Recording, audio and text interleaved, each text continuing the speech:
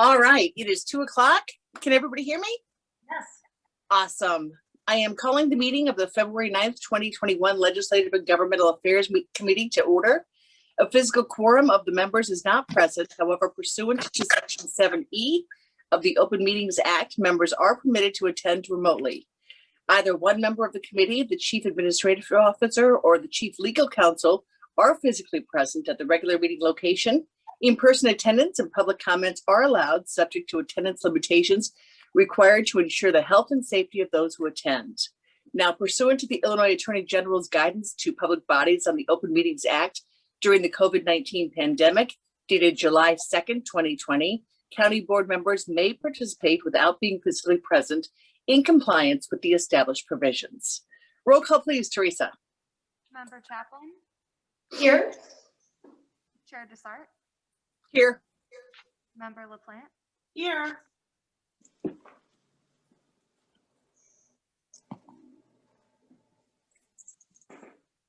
All right, that's everybody. Thank you. I ask for a motion to approve the minutes of the legislative and, oh, I'm sorry. I couldn't hear Member Renahan. Here. Yeah, we couldn't hear you. Sorry. Member Selman. Here. And Vice Chair Zay. Here. No. All right. Thank you for coming. I ask for a motion to approve the minutes of the Legislative and Governmental Affairs Committee regular meeting from Tuesday, January 26th, 2021. So moved, Selman. Second? Second, Chaplin. All right, thank you. Moved by Selman, seconded by Member Chaplin. Roll call, please.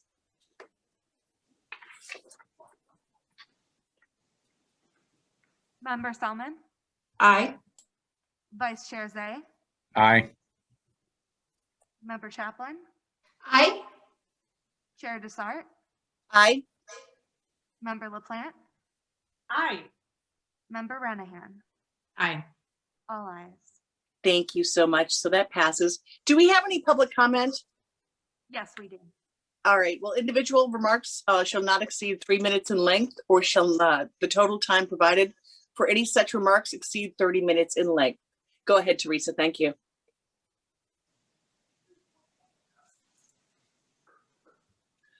There's one public comment for this session by Laverne Danley, a Mary Knoll homeowner. Subject is the bike trail. Comment is as follows: the East Branch would be the safe route. Along Route 53 would be dangerous for the people using the trail. That ends the comments. All right. Thank you so much, Nick. Under Chairman's remarks, I'd just like to welcome our guests. One of our lobbyists in Springfield is Mark Polis. Mark will discuss capital projects. And then live from Washington, D.C., our federal lobbyist, Bill Viney. Hi, Bill.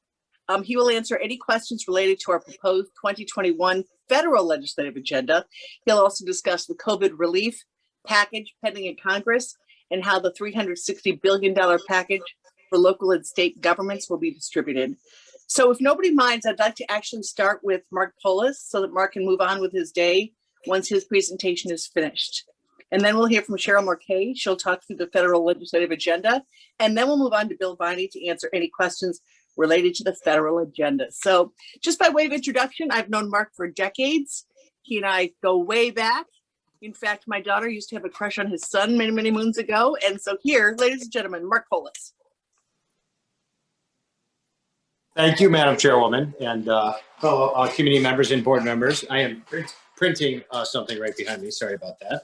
So good afternoon, everyone, and thanks for the opportunity to talk to you all today.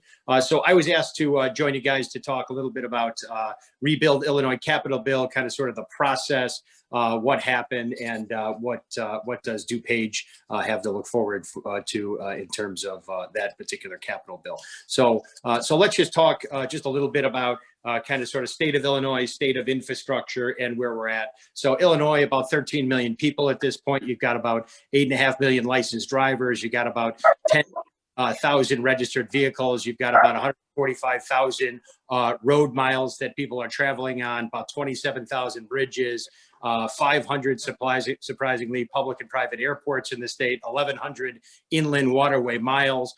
Illinois ranks about third in the nation in just about every single one of those categories. So obviously an extremely important place and really the crossroads of America. So back a couple years ago, there was a push after the last gubernatorial election that one of the first things folks wanted to do was return to a capital bill, infrastructure bill, both that would help at the state level, that would also help at the local roads and streets level, meaning county, townships, municipalities, right, the list goes on, including not just what I'll call today horizontal construction, which is road and bridge construction, but also vertical construction as well, right? County facilities, state facilities, schools, K through 12 education, and the like. So prior to the Rebuild Illinois bill that was passed and signed into law in June 2019, it had been roughly a decade before that any capital bill had been done. And previous to that, it was about a decade before that. So you can kind of sort of see a pattern.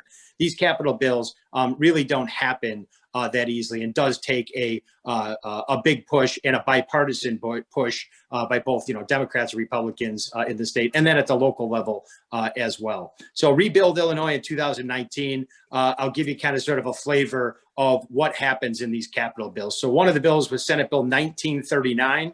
So Senate Bill 1939 was essentially the horizontal infrastructure portion of the bill of the Rebuild Illinois, and this was basically raising a bunch of taxes and fees in order to raise money for horizontal construction. So you had 1939 generated about $2 billion in additional revenue for the state of Illinois that then we'll talk about kind of sort of trickles down to the county of DuPage and then municipalities and townships within it. But it doubled the motor fuel tax, which had not been raised literally in decades. We're dealing with this, and I'm sure you'll hear about it from your federal lobbyist as well in DC. And then it also raised license registration fees by about 50%. And then there was a host of other kind of sort of nominal increases that went into it as well. So 1939 was the mechanism, bipartisan vote on that, whereby it raised about $2 billion annually. The big deal on this one was not only did it raise the motor fuel tax, it also indexed it to inflation. So most states that I've worked in, both Indiana, Illinois, and Iowa, have all done the same thing.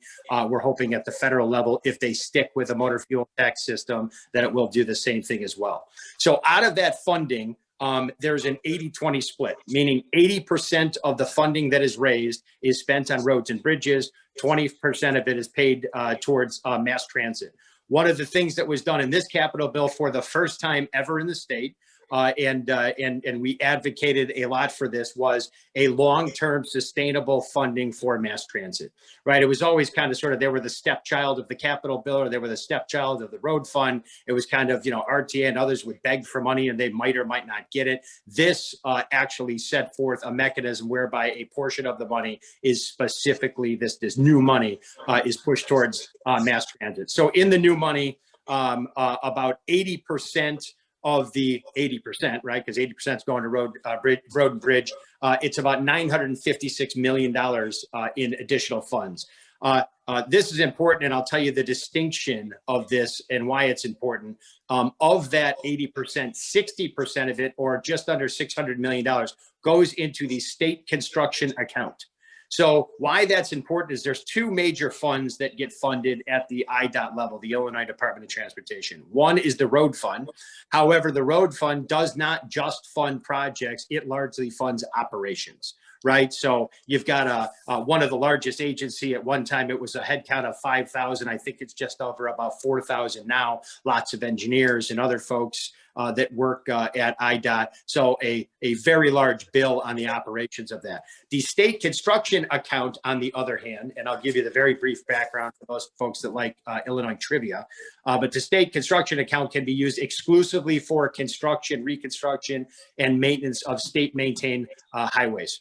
That's it. so cannot be used for the operations of IDOT. So at some time back about 30 years ago, apparently there was a big garden somebody wanted to just take a bunch of money out of the road fund and do at the governor's mansion in Springfield. Somebody wasn't happy about it, so they went ahead and put a bill forward that created the state construction account that could only be used for that and not for operations or anything like that. So it sounds like somebody got just upset about it and made it a bit of for those accountants out there, a little bit more of an accounting nightmare for the folks that have to do the IDOT accounting over there. So those are the two main accounts. Then you had local governments, which is where we come in. You had about 40% of that state and road and bridge money come in at about $382 million annually. And then, of course, important to DuPage as well, you had rail and mass transit. That 20% generates a little under $240 million every single year. Out of that 20%, 90% of it we keep up here, meaning the RTA district at about $215 million. The other 10% goes downstate at just under $24 million. Now, let's just talk specific about DuPage. So DuPage was getting out of the state motor fuel tax. So their portion based on population was getting about $14 million annually in MFT funds. That excludes any of your local motor fuel tax, which was, I think, at 4%. Now we've raised that up to 8 cents per gallon. The increase in the motor fuel tax, DuPage gets an additional $10 million a year. So we should be seeing now about a $24 million annual payments from IDOT to DuPage from the motor fuel tax.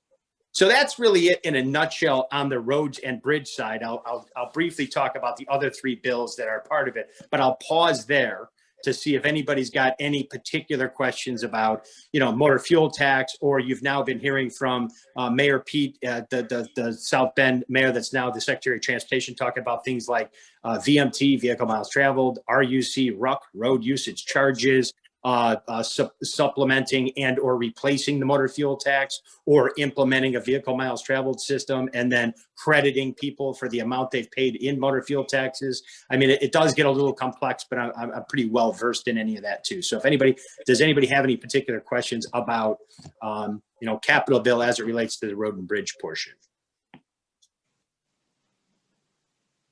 Vice Chair Zay? Yes, thank you, Madam Chair. Mark, I'm just concerned when this was passed, we're the second largest county, and besides motor fuel tax, we really didn't see a lot in capital bills or capital projects coming to DuPage. I mean, not many at all. Yeah, I think that's a concern. I mean, motor fuel we know, and we're going to get, obviously, and we took the step of upping our amount, but again, we really didn't get anything for roads or anything else. A lot of DuPage projects still remain unfunded, like Roosevelt Road and other places, that are, a concern to us. And any chance that, DuPage could do a little better here on this in the future? So the answer is absolutely, not just yes, but absolutely.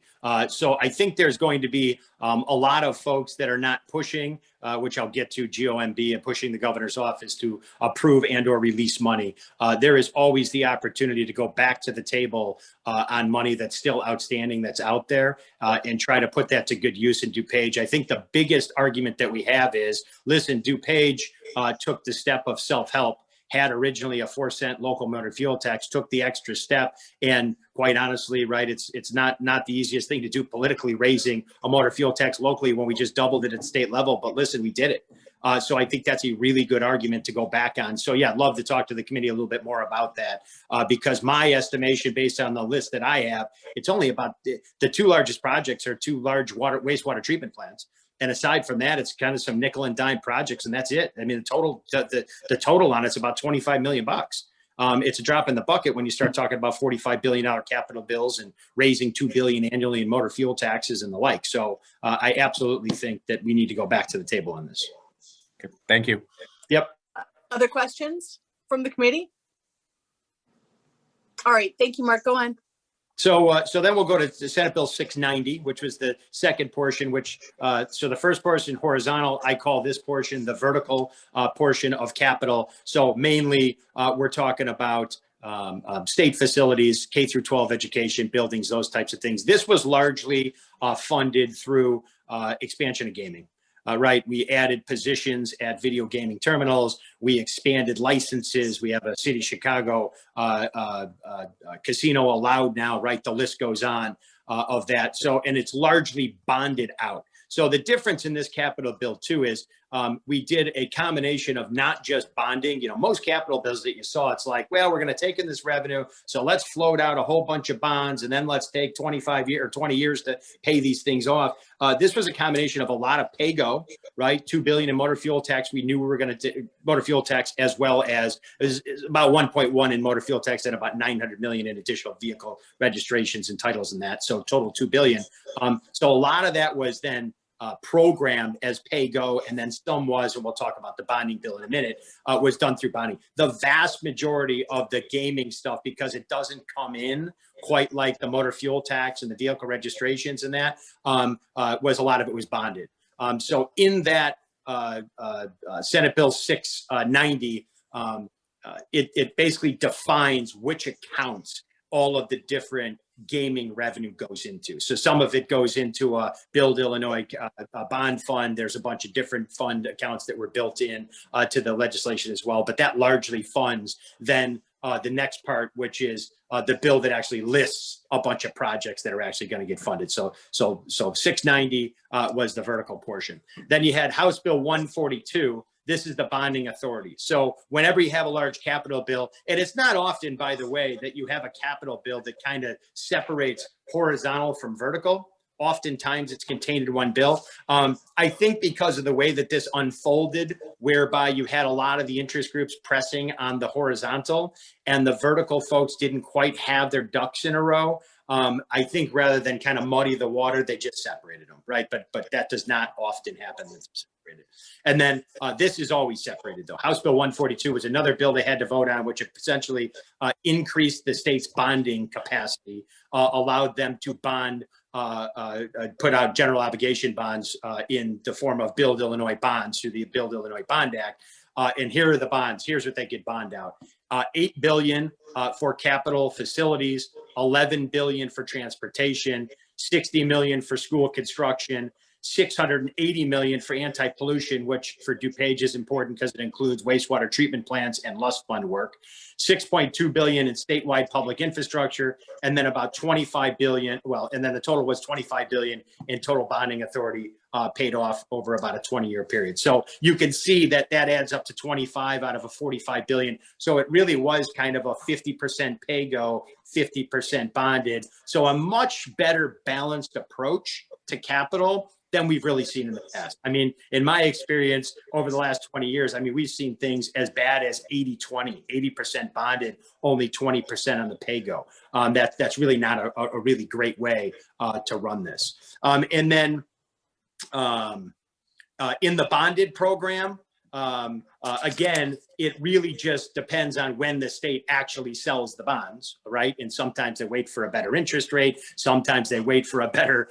Fitch or Moody's report, right? Which I'm not sure is coming anytime soon. But in any event, it is kind of dependent on markets when they actually do sell some of these bonds to fund some of these projects. And then I will mention before I forget, one of the pandemic problems. So what I've heard a lot of, and I actually talked to the Secretary of Transportation in preparation for this meeting, both yesterday and then again this morning, because, I've heard a lot of folks say, geez, projects really just aren't moving out. Hey, the lettings just don't look like they should look. And the reality of it is the IDOT budget, pre-pandemic and pre-Rebuild Illinois was about a $1.8 billion program. It's about a $3.2 billion program now. So it's almost twice the size. They are on target for this fiscal year to go through a $3.2 billion program. The difference is a lot of that was front loaded with projects south of I-80. So folks up here may not be seeing that, but on balance, you still kind of have this traditional 55% of the money spent north of 80, 45% is spent south of 80. You're still going to see that on balance. It's just, it happened that it was front loaded with a bunch of projects that were kind of resurfacing, shovel ready, things ready to move. And then you had other projects that needed some additional engineering. So you'll see the engineering side is kind of off kilter, whereby north of 80, you've got a lot more engineering stuff that's going out than you have south of 80. And then the other problem is for nearly a year, courts have been shut down in their traditional capacity. So a lot of the things for right-of-way, land acquisition, those types of things, IDOT's not been able to do. So they haven't gotten the approvals from the courts. So some of these projects that they wanted to move, they can't move by just virtue of one of the, pieces, the levers that needs to get pulled, couldn't get pulled literally for the first 6 months, right? That the courts really hadn't figured that out at the local level. So Mark, that was the problem. Yes. It's one of those projects that you're talking about south of I-80. Is that is one of those projects, is that the divergent diamond that's going in around Weber Road and I-55?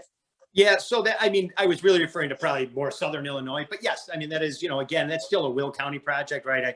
For me and others that live, either in DuPage or Will, it's like south of I-80 is Will County, right? We don't really consider that southern Illinois, but for people in Chicago, for some reason they do, right? But yes, that is another project that's south of I-80.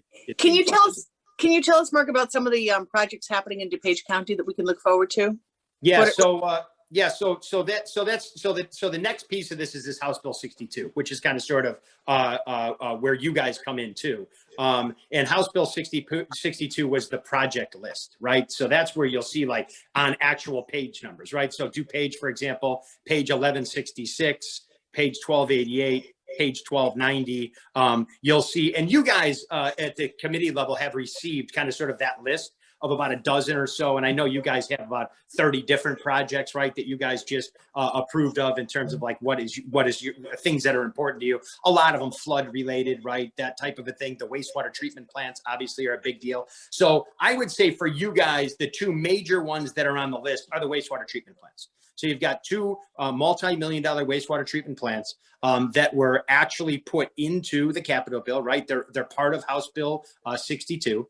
And for about 6 months, I have been working with, Chip and the folks at DCEO and the folks at the governor's office and the GOMB to try to get these wastewater treatment plants moving. So let me just tell you just a little bit kind of sort of about that process, right? So how does the project even get in the list, and why didn't we have more, right, in the list? So the process works this way. So in a capital bill, House members and Senate members get kind of sort of an earmark, right? They get a certain amount of money. They'll get $1 million or $2 million as House members, and typically the Senate members will get double whatever the House members get. And then out of that, they'll go through, they'll talk to the county engineers, they'll talk to the folks at municipalities or township levels, and they'll say, hey, what kind of projects do you have that are important to us? Or maybe they know, right? And they'll then more specifically outline what those particular projects were. Some of your counterparts at the state level, in fact, did that, right? The wastewater treatment plants was one example of that, how that got included into the list. But the next question then is, great, you said those were important to you, they got put in, why aren't they getting done? And the answer to that is rather simple. So I have now talked to Tara Costa Howard, one of the state reps in DuPage, and I've asked her to start this bipartisan champion from her caucus to go to the governor's office and say, these are important, right? Folks within DuPage were champions of the Capitol bill.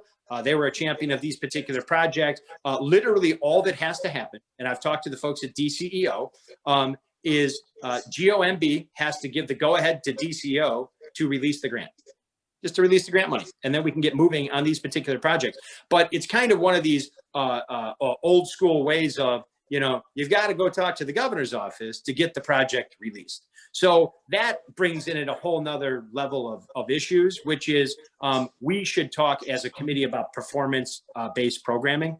That does not really exist in the state of Illinois, right? IDOT does not. They rely on what's called the TAMP. It's a federal regulation that requires them to determine how they program projects. So when you talk about Vice Chair Zay or others talk about Roosevelt Road or these other road projects, in order to get those projects prioritized, we believe that a better way to do it is not to have to go to the governor's office, depending on who's in that mansion, and say, please, please, please release. We say, based on a metric, right? Based on a bunch of standards that are transparent, that we can go through, we can have hearings on and make a decision of what projects are important, and then what's important to economic development, what's good for diversifying communities, what's good for, right? List all the things that are important to you. We think that's kind of sort of the next step. So there's about 35 legislators that have now advocated to DOT to pick up this performance-based program in addition to the federal TAMP standards. Because other than that, this 6-year multi-year plan, the MYP that IDOT puts out and they renew every year and then for another 6-year period,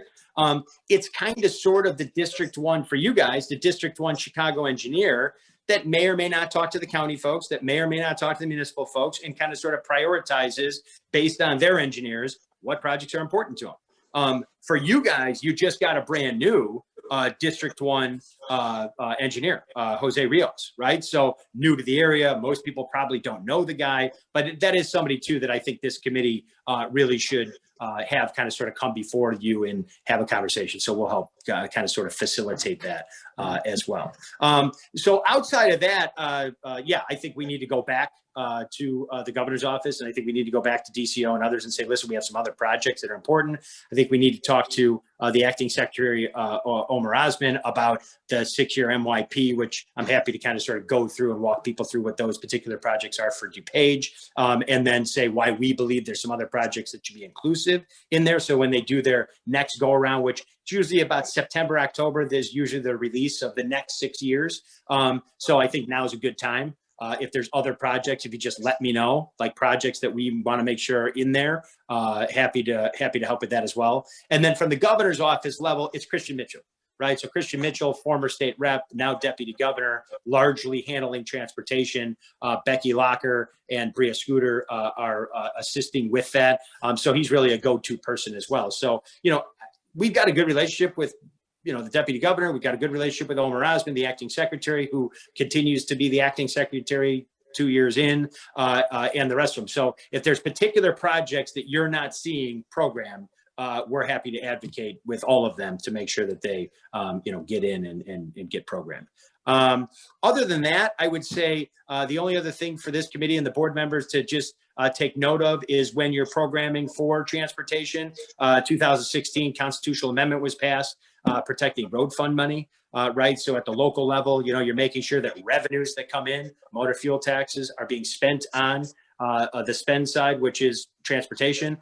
You have more transportation related needs than you do in revenue taking in. So I don't anticipate that being an issue for DuPage, but for places like Cook County and Chicago, it's proved to be a problem where it would appear that, you know, they may be taking some of that transportation revenue and using it on other things other than just transportation, but remains to be seen. There's a lawsuit. There was just oral arguments just recently. And then finally, the federal stuff is going to have an impact, right? I do anticipate something moving, something happening. The last was the FAST Act, right? Safety Lou, I think was before that, reauthorized for multiple years after that. FAST Act expired September 2020.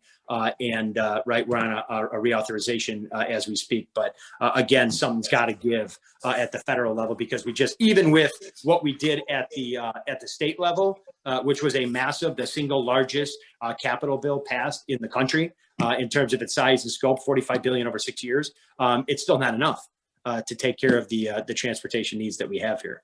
So with that, I'll end and be available for any questions on any of this or after the committee meeting. Thank you so much, Mark. Questions from the Thank you, committee? Chairwoman. Member Kaplan. Thank you so much. Thank you so much, Mark. I really enjoyed your presentation. It was really great. You know, I have a question because you talked about motor fuel tax being diverted out of transportation needs. I know when they were doing the Rebuild Illinois legislation, they talked about the RTA tax. And that also was talked about that if it's not being used towards transportation, you could possibly lose it, or they may make it mandatory that you have to use that RTA tax towards transportation. Do you know where we are on that? Because I know there was an article, Capital Facts pointed out, I've been talking about this on the board since I've been elected, how we don't use our RTA tax money for transportation. So we use it for public safety, which is right now okay. But is there any more, people pushing to have that RTA tax made strictly for transportation purposes? So we're talking about the sales tax. Yes. Yep. Yeah, RTO sales tax. Yeah. So there was a lot of debate. In 2016, when the constitutional amendment was passed, there was a lot of debate around the sales tax on motor fuel tax, right? So start there. And it was decided that a general sales tax of that type that may apply to motor fuel taxes is not included in the, what is constitutionally protected. And folks have now, I would say a lot of the lawyers have also said, well, if that's true, that it's true for things like the RTA as well, because it's a sales tax of general applicability, albeit it's through the RTA Act and that's what gives the vehicle to implement it. But nevertheless, I think most folks would say that at this point, that is not a protected transportation revenue source and can be used for other things, right? The question is whether some people think it's okay. Some people would suggest, well, if it really is transportation related, but I have not seen a bill yet this session, and we're early, obviously, that would change that. And the other thing that I could say too is the reason why the transportation funds were protected constitutionally is because there was a case during the Quinn administration called Quinn v. Abate. These motorcycle helmet guys that don't want to wear helmets, right? That's Bates, the organization, that the Quinn administration had swept money out of their fund.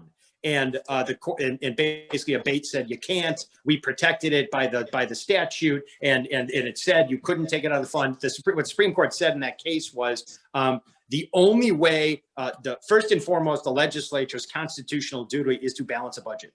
And that means looking at all available means to do so, including this motorcycle helmet safety fund that they had swept money out of. And in fact, the court said in order to protect it, you would have to do that otherwise through the Constitution. So it was on par with the legislature's duty to otherwise balance a budget. So that's why the transportation funds were done that way. So even if you see a bill that tries to protect that RTA money as transportation related, I think it's suspect whether it would even be applicable without it being constitutionally protected. So I know a long explanation for it, but nevertheless, I think that's kind of sort of the history I think is important to why it happened that way. Thank you. Other questions, comments? All right, Mark, thank you so much for joining us. Thank you. We're going to have you back again. Oh, I'm sorry. Anybody in the room? In the boardroom? Okay, you have so much knowledge to share with us, Mark. We're going to have you back every single meeting. Okay, maybe every single meeting, but we'll have you back again. Thank you so much. You're welcome to stay, or you're welcome I'm going to stick around. All right, thank you so much. All right. Next, let's hear from, I'd like to thank Cheryl Marquet and her staff for the tireless work of putting together DuPage County's 2021 federal legislative agenda. I know it was in your board packet or your committee packet, so you've all got a copy of it. And so I'll just let Cheryl take it away. Thanks, Cheryl. No problem. Can everybody hear me? Yes. Good, thank you. So I'm just going to work off the priority page real quick, and then Bill Viney can probably add some more detail. We highlighted for your consideration today 8 federal legislative priorities. The first one is, of course, more direct assistance to local governments for COVID relief. That might be decided in the next week or two. I'm sure Bill will have an update. But the CARES Act money was very much, of course, appreciated by DuPage County. That $161 million, we were able to support our social services safety net, other units of government, public safety, the health department, the care center. But of course that ended, and we're going to continue to have challenges throughout 2021. So looking to the federal government again for some more dollars to help us, everything from vaccine deployment to obtaining more PPE, small business assistance, all those critical programs that the county board funded in 2020. The second priority is, of course, election equipment. This is really important. The clerk said that, she was looking to buy new equipment this year. She doesn't have a price, but she's estimating 10 to 15 million. We're not going to get that money from Springfield.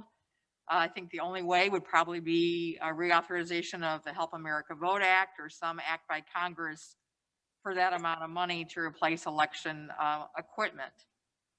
The next item is repeal the SALT deduction. I'm sure many of you are familiar with this.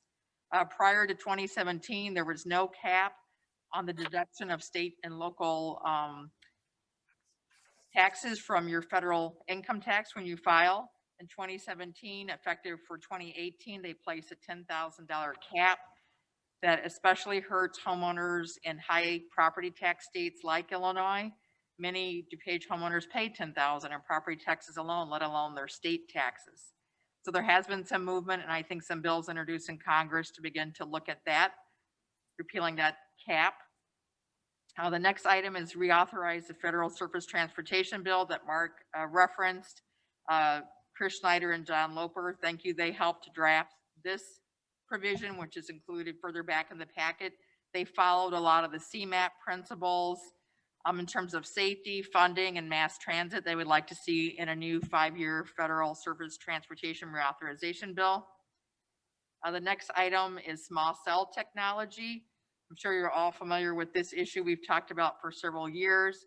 There are bills in Congress to codify the FCC ruling, which the board has taken a position against, and also bills to override the FCC authority. So we'll be watching that closely this year as well to see if there's any opportunity to restore some measure of local authority to citing these small cell devices. The next item, Joy Hins helped draft this. I really appreciate the environmental health of our communities. Environmental issues have been very important to the board in recent years. So she helped draft some provisions on ETO emissions, climate change, recycling, and many of you probably heard the presentation last week by the group in Elmhurst on the carbon fee and dividend bill, and that's something, you know, we think our legislators should examine as well. The next item is support community development programs. There's 6 community development programs that the county receives 10.6 roughly million a year in funds, everything from CDBG, CSBG, home, LIHEAP, weatherization. Those are very important programs that return a small amount of federal income taxes paid by DuPage County residents to support local needs, whether it's elderly, families in crisis, low-income populations, and individuals with disabilities.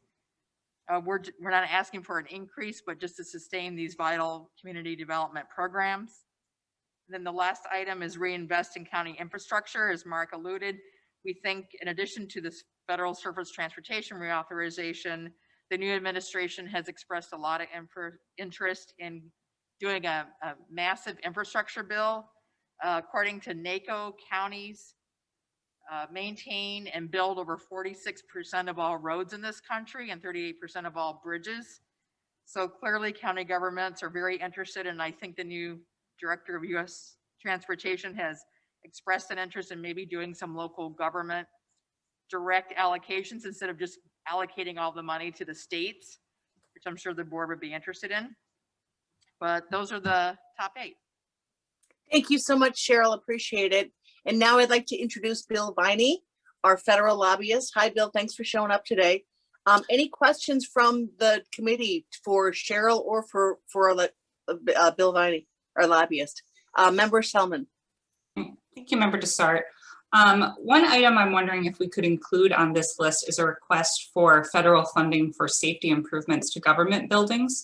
I know we've discussed this in finance and as well as county board in a few mentions, but I can't think that we're the only government body that's looking at the building we do our business in and that our staff comes to serve the community in and doesn't have a worry of whether or not we're safe enough as we reflect on the insurrection on January 6th. So I guess I'm curious, Cheryl, if there's some context or maybe if there's some course correction on my request here that you could provide, and then if we think it's worthy of consideration, could Bill let us know sort of his take on whether or not that's even likely to get any support? Yeah, I would, it's a great idea. We've talked about the security in the building, and I guess I would defer to Bill. I'm not sure how to introduce that topic in Congress, or are there existing grants that we could apply for? So, yeah, I think it's a great idea. You know, it's clearly something that people are talking a lot about. I assume you haven't all been around the Capitol recently, but it looks a lot different than it did, you know, even a couple of months ago. You know, one of the things that there are probably some grants we could look at, but one of the things that, you know, might work against us is, you know, the potential of $350 billion going to state and local governments. And the parameters that they put around that, I think, are likely to be, you know, have some specificity, but, you know, but I think it's going to be very similar to what we saw in the first round of COVID funding, where we have specific parameters that we have to spend these dollars. And so my question would be, and I don't have an answer for you, but my only question would be, if we socialize this with a member of Congress, frankly, of either party, would they say that we're sending basically a pocket of money to you that you're going to have latitude on how you spend it? So that would be my only reservation. But I think it's a very worth at least a conversation, and certainly, maybe you can even expand beyond that. But I mean, I think just general, safety in government buildings, whether it's related to COVID or other pandemic issues, or just sort of personal safety for, the officials and the staff, but as well as the visitors, is probably something that I think, would resonate and people be interested in hearing about. But again, I'm not sure what the reaction would be given what's done. Or what they're likely to do with a new COVID package. With a new COVID package. Yeah. Chair, if you'd like, I can give you a bit of a summary as to where things sit. Otherwise, I'm happy to take individual questions. I'd kind of prepared a little bit of something, but I want to follow your schedule and what would be most efficient, you think would be most efficient and best use to the members of the committee. Yeah, with leave of the body, let's hear your presentation, Bill. Thank you so much. It's not a formal presentation, and then we'll take questions afterward. Yeah, it sort of hit some of the highlights. You all have heard a lot about the next COVID bill. And I want to talk about, what we're thinking about, maybe not just this year, but in the next 2 years, the things that are going to be important to you. You have what I would essentially call a 50-50 Congress. The Democratic majority in the House is 6 seats after yesterday. There's the Democratic majority in the Senate is a tiebreaker vote by the vice president. That means it's very difficult to get things passed that don't pick up, probably 1 or 2 or more Republican votes on many types of pieces of legislation. The exceptions to that are things that you've heard a lot about recently is budget reconciliation. Budget reconciliation is a budget resolution that is done every year in Congress by Congress. They're not signed into law, but they're resolution. What they can attach to that are reconciliation instructions. And budget reconciliation instructions, essentially, I'm going to boil it down in the simplest terms and spare you my 20-minute paper on it, is it allows legislation to pass by a simple majority vote. So you only need 51 in the Senate. Why that's important is because there are 2 Democratic senators who have said that they will not vote to get rid of the filibuster. That means, so that simple majority vote is important. There are going to be 3 opportunities for budget reconciliation over the next 2 years. Why 3? It's just because we have our goofy calendar. So there's one that we're working on right now, which will be for fiscal year 22, 20. We've got 21, 22, and 23 are our 3 years. We can have one in this calendar year in 2021. We can have maybe 2 this year in 2021, which the second one likely wouldn't happen until the 3rd or 4th quarter. There's some things in that I want to touch on real quick in a minute, but that's going to be important. And their 3rd opportunity will be in 2022. The second opportunity could actually be in 21 or 22. Again, just because of the way we do things here, which don't make a lot of sense sometimes, but it's our goofy budgeting systems. So in this first let me start with the second reconciliation first and why that's important to you all. That's likely to be heavily focused on tax. And one of the things you care a lot about are SALT tax deductions. But there's other things in there that I want to highlight for you that'll be important. We likely will not see anything done on tax to the 3rd or 4th quarter of this year, or it could slip until the 1st quarter of next year. But what's being talked about today is an increase of a corporate tax rate from 21 to 28%, repeal accelerated depreciation, the corporate minimum tax on book income, which could be a possible minimum tax on book income over $100 million. So for those above a small or mid-sized company. There's a global tax obligation, an increase on the top marginal tax rate to 39.6, an increase of capital gains to 39.6. What's really important to you all are probably, the last couple, I'm sure they're all important, but the last two are elimination or a reform of the current SALT cap deductions. So it could be taking them off altogether, or it could be some sort of reform. And why are these, there'll also be some potentially some renewable energy credits in there to further expand our renewable portfolio. But what's important about, when you think about the potential revenue raisers that I talked about in the first couple of items, is they may choose to earmark those specifically for infrastructure. And that would be important because I feel like, I don't know if you all remember the Charlie Brown and Lucy football. I sort of feel like Charlie Brown every year telling people about infrastructure, and I feel like the football gets taken away every time I go up to kick it. It's like this thing that have been talking about, which is everybody's highest priority, but just hasn't gotten done in the past few years. So that would be the second reconciliation, perhaps later this year. This year, right now, front burner today is the next COVID relief bill. I would expect it to be the $1.9 trillion bill that's talked about, because they're using a budget reconciliation mechanism. As I talked to some Democratic offices, they think they might pick up a Republican or two. I'm doubtful that would happen, but there is some thought that there could be maybe a Susan Collins or a couple others to pick up a couple of votes on the $1.9 trillion package. Over the next 2 weeks, the House of Representatives is holding its markups of the different versions of its COVID relief bill. The $350 billion for state and local is a big number, and I can't tell you today how it's going to be distributed, but there's a lot of thought that it'll look a lot like happened last year, with a couple of changes. One, it went to communities. They could take the number of the population threshold down a little bit to get some mid-sized communities receiving direct payments. But again, I don't know what the specific parameters. I'll probably use some sort of formula. I would expect, as I sit here today, and again, I'm guessing, take this as Bill Viney's best guess, but don't take it take it to the bank. I would expect to receive something similar to what we received last time around, perhaps something significantly more than what we received last time around. I don't expect, as I sit here today, to see DuPage with less resources. A couple of other things I think that are important.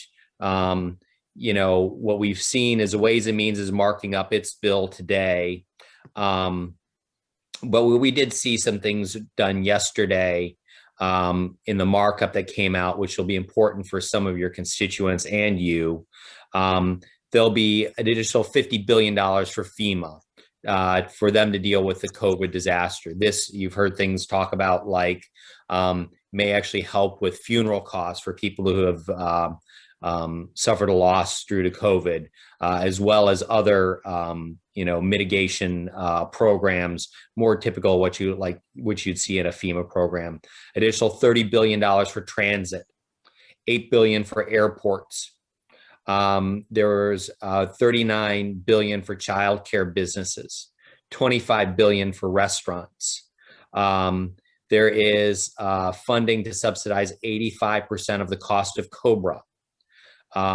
We still have a $1,400 stimulus payment for individuals up to $75,000 or $150,000 couples. The minimum wage, which you've heard a lot about, is probably, as I look at what's been proposed and what's been in the news recently, is probably the most tenuous of the items.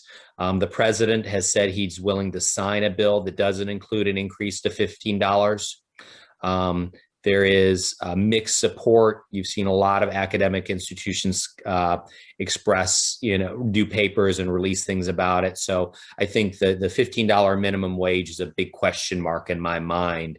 Well, some of the other things that I listed off, again, additional support for individuals with some sort of phased out based on income, and others are more likely.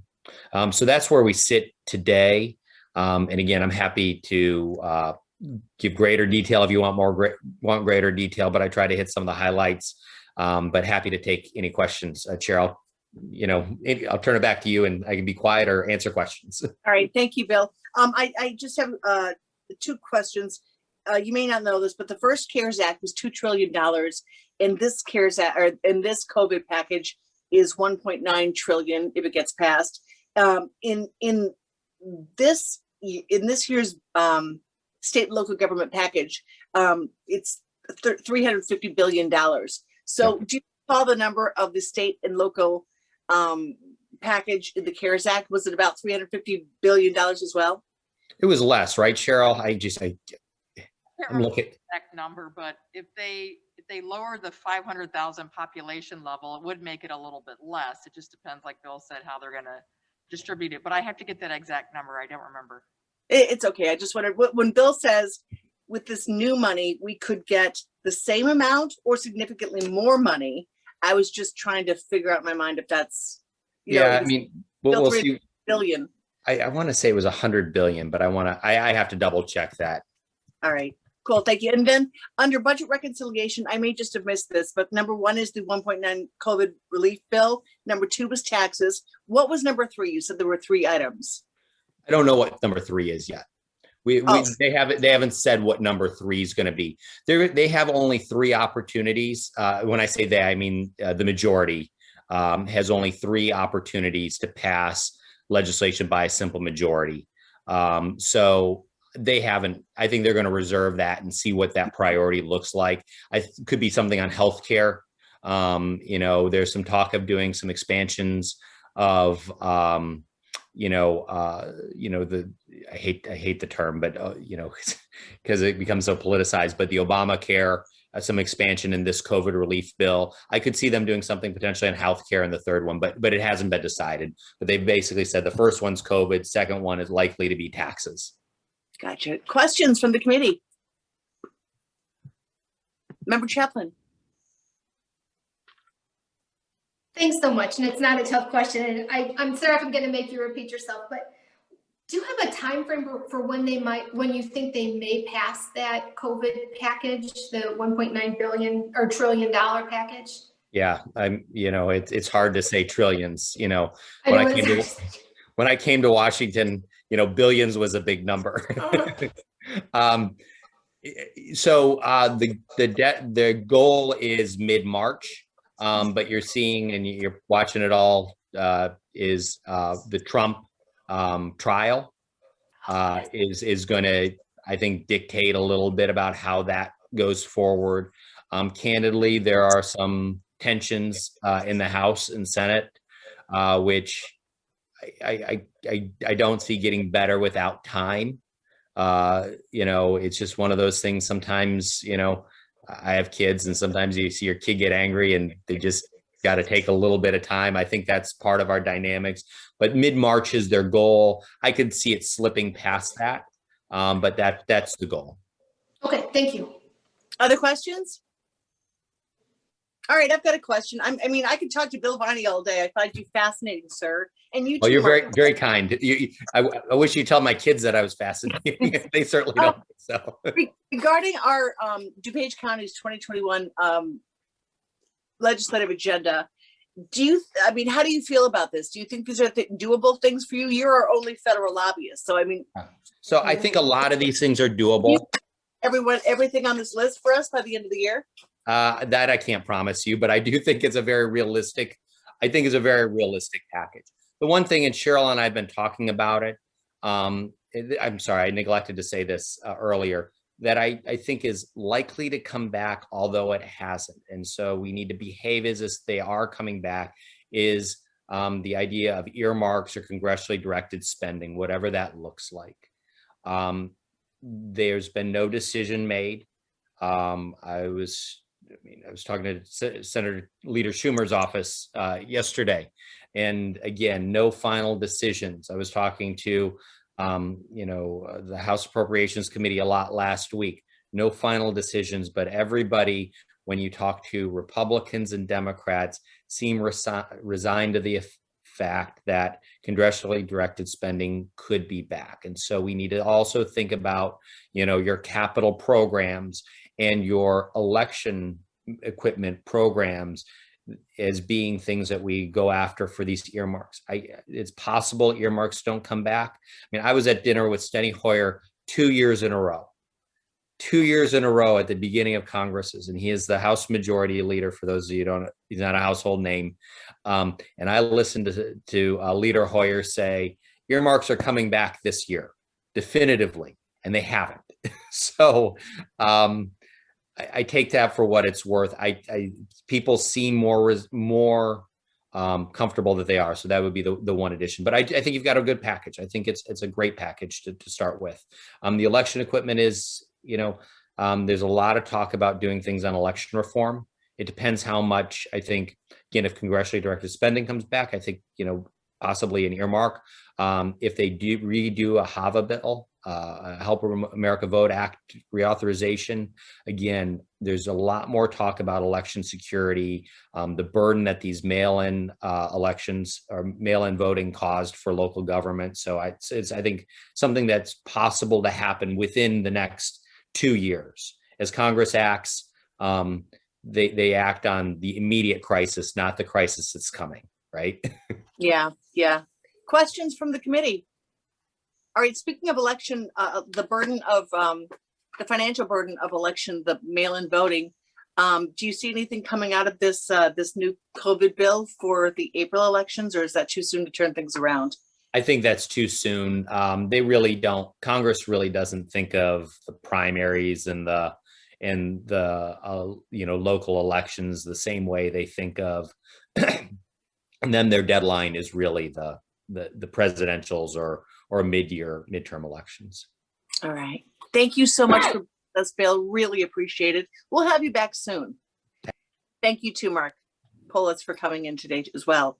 So action items, can I get a motion to approve LEG-R-0148-21, the resolution to adopt the first draft of the 2021 federal legislative program? So moved, Chaplin. Second? Second, LaPlante. Roll call, please. Teresa. Oh, Question, Member please. Spellman. So going back to my discussion about whether or not we should include a request for federal dollars to help with security improvement, is the best way to do that now to make an amendment and to consider that now? Or how would you like to move forward with that discussion? Well, this is just a vote on the first draft. So I was going to call Cheryl after this and ask how to move forward before we get to the final draft. Perfect. Cheryl, That sounds great. That's totally fine. should we make a motion in this? How should we proceed, Cheryl?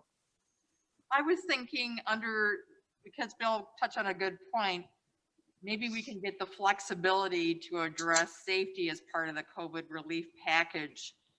If the county gets another 161 million, perhaps we could do some security upgrades that are kind of related to COVID as well as public safety. Is that what you meant, Bill? I could maybe include it in that, or does it need to be a separate item? I think it's for you all to decide if you wanted a separate item, but if you wanted to include it, that would make a lot of sense to me. Would it be possible to sort of do it both tries, that we're trying to get it in this COVID package in March, and then if it doesn't become part of that, we still want it as something that our representatives are looking at? Yeah, because what I would say is, also I texted message, it was 150 billion in the first COVID bill, not 350. I think, they're going to create guidelines on what the permissible use will be, probably like they did last time. So I think pushing both would make sense. All right, so we'll pass it as written now, and then the staff and Dawn and Bill will kind of work together, and we'll maybe look at a different change in version 2, right?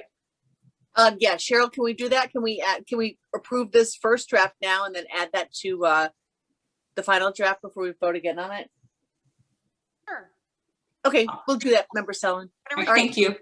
Thank you. All right, we have a motion from Member Chaplin and a second from Member LaPlante. Roll call, please. Member Chaplin, Aye. Chair Desart, Aye. Member LaPlante, Aye. Member Renahan. Member Renahan. Oh, I'm sorry, Member Renner, a doctor's appointment. Oh, okay. Member Salmon, Aye. Vice Chair Zay. Aye. Any old business? Okay, that passes. Thank you so much. Any old business? Okay, under new business, I did want to bring this before you. And Cheryl, again, this goes along with, are these fluid documents? Can we add things after the fact? For example, earlier today during county board, we, as a county board, approved our 2021 state legislative agenda. And then this afternoon, after we approved it, I received an email from Member DeCiani, who also serves as the chairman of the Illinois Autism Task Force. He sent me an email this afternoon requesting that DuPage County add a state legislative agenda item, HB 16.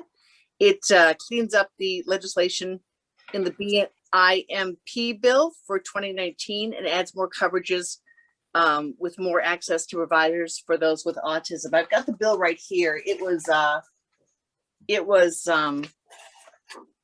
HB 16 was filed by one of our DuPage County reps, Deb Conroy, and it amends the medical assistance article of the Illinois Public Aid Code, provides that the treatment of autism spectrum disorder through applied behavior analysis shall be covered under the medical assistance program for children with a diagnosis of autism spectrum disorder when ordered by a certified, registered, or licensed healthcare professional with expertise in treating the effects of autism spectrum disorders when the care is determined to be medically necessary and ordered by a physician. So this is a Member Chaplin. Yeah, I just had a suggestion. I know before on legislative committee with bills, a lot of times Cheryl will put together a list of bills that we're opposing or supporting. So maybe this might fit better on that bill list of bills we're supporting. I don't know, Cheryl, what are your thoughts? Do you think that's how we should do this one? Maybe throw that under a bill that we're supporting or put it in the agenda? Because I don't know that we do bills in the agenda necessarily. Maybe we do, I don't remember. No, you're correct, Member Chaplin. We never put bills in the legislative. Right. They're just frameworks. So like today, Senator Agloyak introduced a bill on small cell. You know, so I'm keeping a list of bills. Clean Energy Jobs Bill was introduced today. So I keep a master list of bills. We kind of wait for the first hurdle. We don't have to wait. I could send you the list of bills, but you don't want to be taking positions on hundreds of bills. So we kind of wait to the first committee hurdle to see what's kind of moving. And then I bring to the committee 25, 30 bills for the committee to actually take positions on. It could be an election reform bill. It can be an environmental bill, because we just don't have the bandwidth in our lobbyists. We can't expect them to lobby 100 different things. Right. You can certainly slip bills, and there's actually lobbying bills, but Member Chaplin's correct. These are just frameworks, and then the bills fit underneath kind of the framework. So I don't, because today House Bill 16 is a Medicaid bill for autism. Tomorrow it's a different bill on workers' comp because they amended shell bills all the time. So you want to stick with principles is my recommendation in the two agendas. And then in March and April, we do bill lists every other week in committee that the committee can actually take positions on. Right. All right, I love it. Excellent. So could you please add, would anybody be on the committee be opposed to adding Got it. Yes. HB 16 to our bill list? Yeah. That's okay. Okay. All right. Anything else under new business? All right. Well, can I get a motion to adjourn, please? So move, Selman. Second, Chaplin. All right. Roll call, please, Teresa. Member Salmon, Aye. Vice Chair Zay, Aye. Member Chaplin, Aye. Chair Desart, Aye. Member LaPlante, Aye. and Member Ronahan. She is absent. Okay, we are adjourned. Thank you so much, Bill and Mark, for joining us today. Thank you, everybody. Bye-bye. Thanks, everyone.